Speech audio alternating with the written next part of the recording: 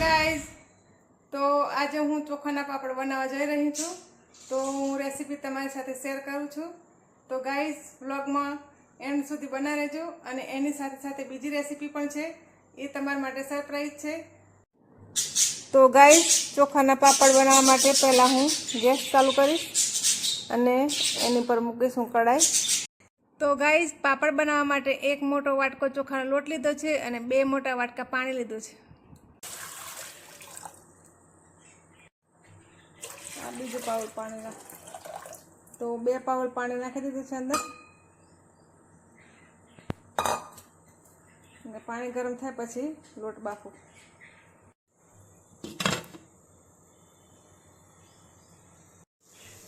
તો ગાઈઝ, પાણી ગરમ થઈ ગયું છે. હવે આની અંદર નાખવાનું છે 2 ચમચી મીઠું, 1 ચમચી પાપડ ખાર, 1 ચમચી અજમો અને 1 ચમચી જીરું. તો આ બધું હવે હું નાખી દઈશ આ દાળમાં અને પછી લોટ નાખું. તો એને પહેલાં ગાઈસ થોડુંક તેલ નાખી દઈએ. તો થોડું તેલ નાખું છું ગાઈસ, સિંગ તેલ છે.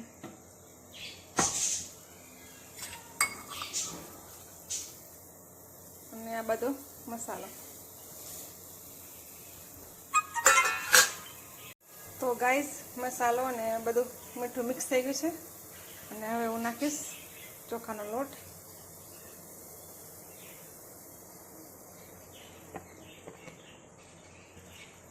તો નાખીને થોડી વાર ઢાંકી દો, પછી હલાવું.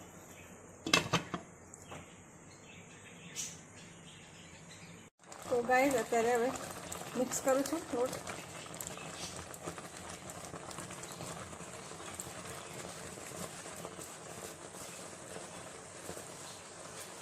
એકદમ હલાવીને મિક્સ કરો, ખીચું સરસ લાગશે. તો ગાઈસ, ખીચું એકદમ મિક્સ થઈ ગયું છે. અને હવે હું ઢાંકી દઉં છું ઢાંકણું. થોડી વાર રાખું પછી આને હજી વરાળથી બાફવાનું છે.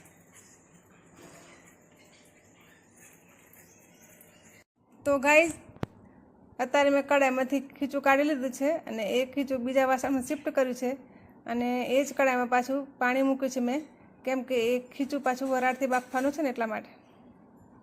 તો ગાઈસ, અંદર મૂકો તો સ્ટેન્ડ. હવે અને ખીચું વરાળથી બાફવાનું છે હવે અત્યારે.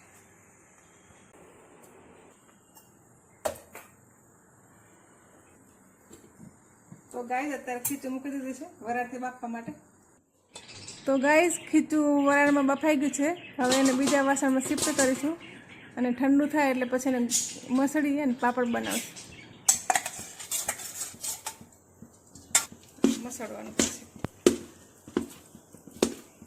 ઠંડુ થાય થોડી વાર પછી એને એકદમ મિક્સ કરી નાખીએ.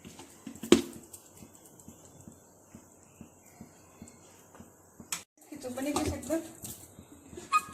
દાબી દેવાનું પછી આમ છે ને થોડું લઈ પછી પાપડ બનાવવાનું થાય એટલે ઠંડુ ન થાય એટલે થોડું ઢાંકી દેવાનું. તો ગાઈઝ, ખીચું ઠંડુ થઈ ગયું એટલે મેં મસળી લીધું છે. અને હવે હું બનાવું છું તેના નાના નાના લુવા. હવે એ બધા લુવા બની જાય પછી એક વાસણમાં બધા મૂકીને ઢાંકી દેવાના. પછી જ એના પાપડ બનાવવાના, કેમ કે ખીચું છે ને એકદમ ઠંડુ થાય ને તો પછી પાપડ નહીં બને. અને એનો લોટ પણ એકદમ ચીકણો જોઈએ. તો ગાઈઝ, આ રીતના તમે પણ પાપડ બનાવજો. તો ચલો ગાઈઝ, પાપડ બનાવવાનું શરૂ કરીએ. અને પહેલાં લેવાનું પ્લાસ્ટિક અને એની ઉપર મૂકવાનો લોયો. પછી પાછું બીજું પ્લાસ્ટિક મૂકી અને ધીમે મશીન દબાવવાનું. તો ગાઈઝ, આવી રીતના પાપડ તૈયાર થઈ જશે. હવે આ તૈયાર થયેલા પાપડને બહાર તડકામાં લઈ જઈને સૂકવી દઈશું આપણે.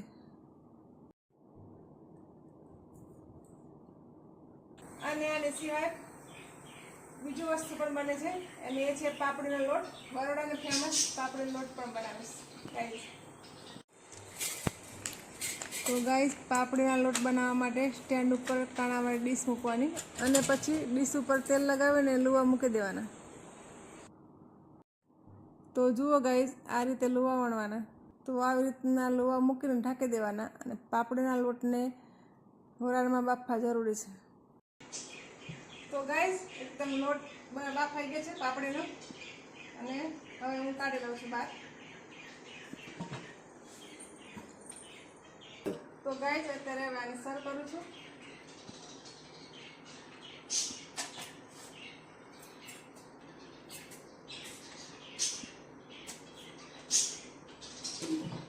હવે આને હું કટ કરીશ. તો ગાઈસ હવે હું નાખીશ આની પર સિંગતેલ. તો ગાઈસ હવે હું ચોખાના લોટની પાપડી કટ કરું છું.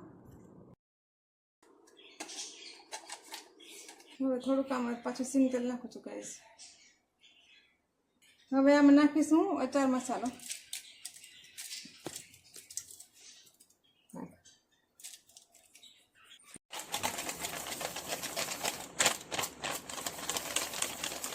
તો ગાઈસ હવે આમાં આપણે ટૂથપીક લગાવીશું અને એ ટૂથપીકથી જ ખાવાની મજા આવે.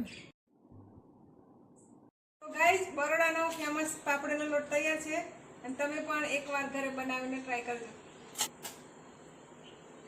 Amazing! તો ગાઈસ કાલે પાપડ બનાવ્યા હતા તો આજે સુકાઈ ગયા છે, એકદમ સુકાઈ ગયા છે. તો આજે અત્યારે હવે તળું છું. તો બતાવું તળીને પછી કેવા ફૂલે છે, મોટા થાય છે ના.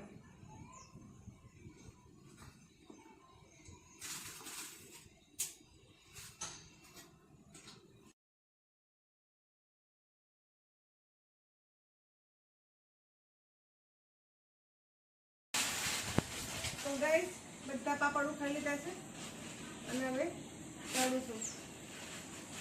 એકદમ સુકાઈ ગયા છે.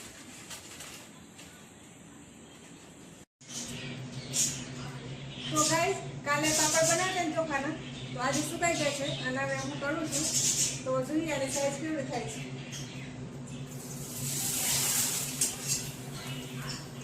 તો ગાઈસ એકદમ તળાઈને ફૂલી જેવું ઉપર આવી ગયું. આવડે થઈ ગઈ સાઈઝ. આવડા પાપડ છે ને એમાં તળાઈને આવડે થઈ ગયું.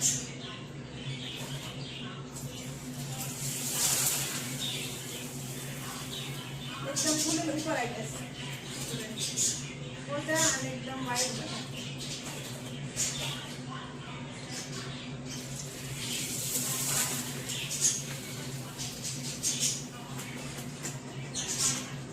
તો જુઓ ગાઈસ પાપડ તળાઈ ગયા છે, એકદમ વાઈટ અને એકદમ માખણ જેવા પોચા પણ બધા. તો તમે પણ ઘરે બનાવજો પાપડ. તો ગાઈસ તમે પણ એકવાર ટ્રાય કરજો ચોખાના પાપડ. કેમ કે હવે ચોમાસું નજીક છે ને પાપડ બનાવવાની રિસ્ક નહીં લેતા, પણ મેં બનાવી દીધા છે.